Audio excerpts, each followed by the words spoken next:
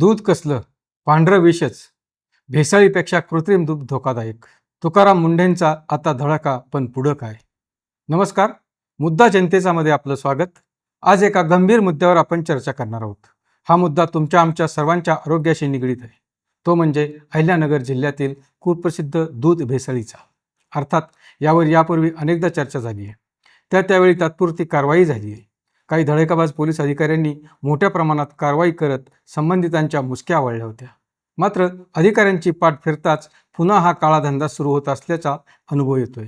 आता अन्न व औषध प्रशासनाचे आयुक्त म्हणून तुकाराम मुंढे यांनी नव्यानं कारवाईचा धडाका सुरू केला आहे. त्यामुळं हा मुद्दा पुन्हा एकदा चर्चेत आला आहे.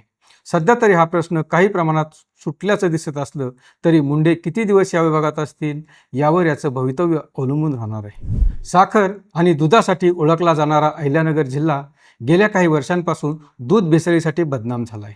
मध्यंतरी काही काळ असा होता की बाहेरच्या जिल्ह्यात नगरचं दूध स्वीकारलं जात नव्हतं. जिल्ह्यातील अनेकांनी दूध घेणं बंद केलं होतं. जिथं खात्री नाही तिथं दुधाऐवजी काळा चहा घेण्याला प्राधान्य दिलं जात होतं. हॉटेलमध्ये पनीरची भाजी खाणं टाळलं जात होतं, तर दुसरीकडं हॉटेलमध्ये सर्वाधिक पनीरच बनत होतं. अशी स्थिती जिल्ह्यानं पाहिली आहे. महाराष्ट्रातील सर्वाधिक दूध संकलन करणाऱ्या जिल्ह्यापैकी आपला जिल्हा आहे.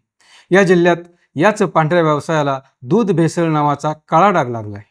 नगरच्या दूध व्यवसायाचं गणित चालणारी भेसळ आणि सध्या IAS अधिकारी तुकाराम मुंढे यांच्याकडून असलेल्या अपेक्षा याबद्दल आज आपण चर्चा करूयात.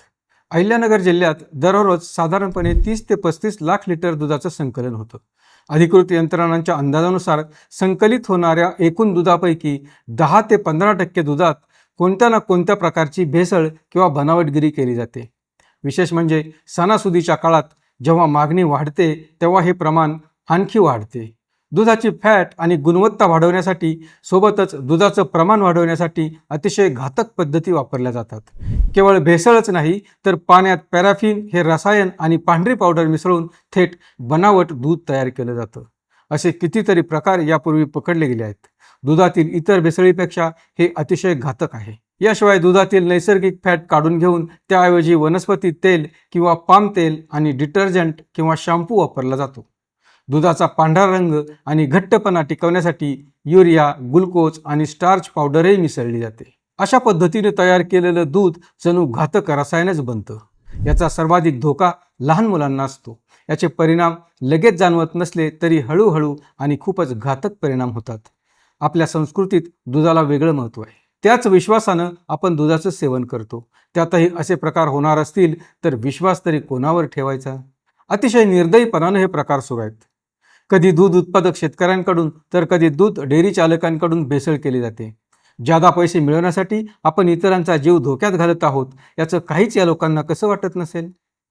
प्रत्यक्षात दुभत्या जनावरांची संख्या आणि क्षमता कमी आणि तुलनेत होणारं दूध उत्पादन जास्त हे समीकरण भेसळीचा ठळठळीत पुरावाच आहे.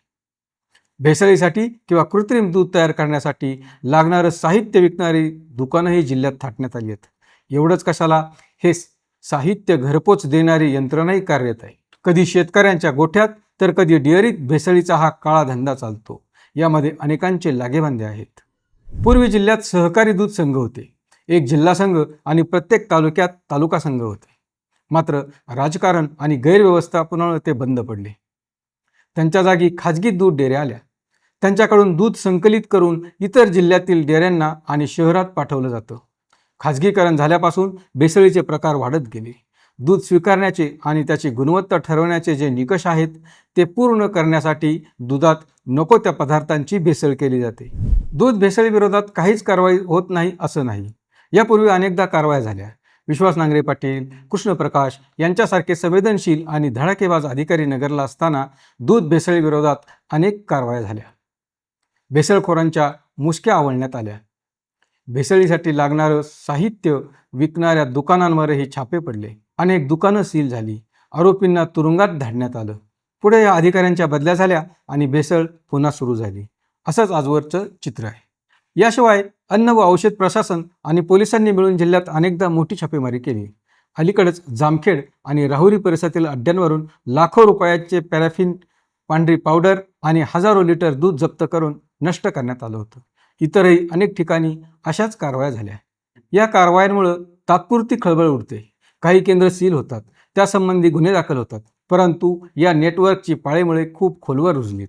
कारवाई थंडावली की हे माफिया पुन्हा सक्रिय होतात. त्यामुळं कारवायांचा तात्पुरता धाक निर्माण होतो, पण भेसळ पूर्णपणे बंद झालेली नाही. कधीकधी कारवायांना राजकीय हस्तक्षेपांचाही अडथळा येतो. अन्न व औषध प्रशासनाच्या आयुक्त पदाची सूत्र हाती घेतल्यानंतर तुकाराम मुंढे यांनी अत्यंत आक्रमक पवित्रा घेतला आहे. त्यांच्या शिस्तप्रिय आणि कडक कार्यपद्धतीमुळे अहिल्यानगरमधील ग्राहकांना त्यांच्याकडून खूप मोठ्या अपेक्षा आहेत. मुंढे यांनी पदभार घेताच राज्यातील 7 जिल्ह्यांत एकाच वेळी छापे टाकून 2.5 कोटींचा भेसळयुक्त माल जप्त केला आहे. अहिल्यानगरमधील दुग्ध व्यावसायिक आणि डेअरी चालकांवर त्यांचा कडक वचक असावा अशी जनतेची अपेक्षा आहे.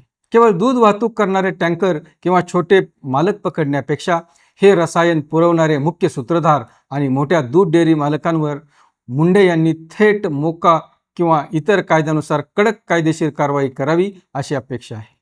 दूध संकलन केंद्रावर पारदर्शकता आणण्यासाठी आणि टँकरच्या हालचालींवर लक्ष ठेवण्यासाठी डिजिटल प्रणालीचा वापर करता येऊ शकतो.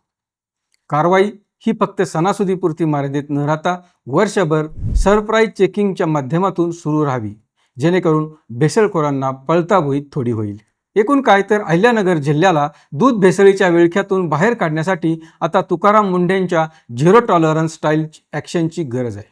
तशी कारवाई त्यांच्याकडून सुरू झाली आहे. याचे परिणाम आता दिसू लागलेत. जिल्ह्यातील दूध संकलन कमी झालंय. याचा अर्थ भेसळ आणि कृत्रिम दूध बंद झालंय असा होतो. पण त्यामुळं झालं असं की पनीर आणि इतर दुग्धजन्य पदार्थांची टंचाई निर्माण झाली. त्यामुळं त्यांचे भाव वाढलेत. हॉटेलमध्ये मुबलक मिळणारे पनीरसारखे पदार्थ कमी झालेत. अर्थात दुधातील भेसळ कमी झाल्याची ही चिन्ह आहेत. भेसळ आणि कृत्रिम दूध बंद करण्यासोबत शुद्ध दुधाचं उत्पादन वाढवण्यावर भर दिला पाहिजे.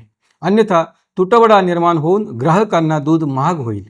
यासाठी पशुसंवर्धन विभागानं पुढाकार घेत शेतकऱ्यांना दूध उत्पादन वाढीसाठी प्रोत्साहन देण्याच्या योजना आखल्या पाहिजेत.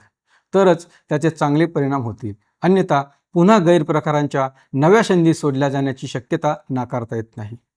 सध्या मुंढे या विभागात आहेत म्हणून कारवाई सुरू आहे. आत्तापर्यंतचा अनुभव लक्षात घेता एखाद्या विभागात कार्यकाळ पूर्ण होण्याआधीच मुंढे यांची बदली होते. तशी आत्ताही होण्याची शक्यता नाकारता येत नाही. त्यामुळं भेसळीला आळा घालून शुद्ध दुधाचा पुरवठा करणारी यंत्रणा लवकरात लवकर कार्यान्वित कशी करता येईल याकडे लक्ष दिलं पाहिजे. एकट्या मुंढे यांचं हे काम नाही. त्यांना अन्य संबंधित विभागांचं आणि नागरिकांचंही सहकार्य अपेक्षित आहे. तसं ते मिळालं तर दुधावरील हा काळा कलंक दूर होईल. आपला अहिल्यानगर जिल्हा पुन्हा एकदा शुद्ध दुधाची पंढरी होईल. हे केवळ स्वप्न राहू नये यासाठी सर्वांचे प्रयत्न आणि पाठपुराव्यांची गरज आहे असं आम्हाला वाटतं. हा व्हिडिओ आपल्याला कसा वाटला यावर आपलं काय मत आहे आम्हाला कॉमेंट करून जरूर कळवा. अशाच महत्त्वपूर्ण माहितीसाठी आपल्याला भेडसावत असलेल्या मुद्द्यांवरील चर्चा ऐकण्यासाठी पाहत रहा मुद्दा जनतेचा, फक्त आय लव्ह नगरवर.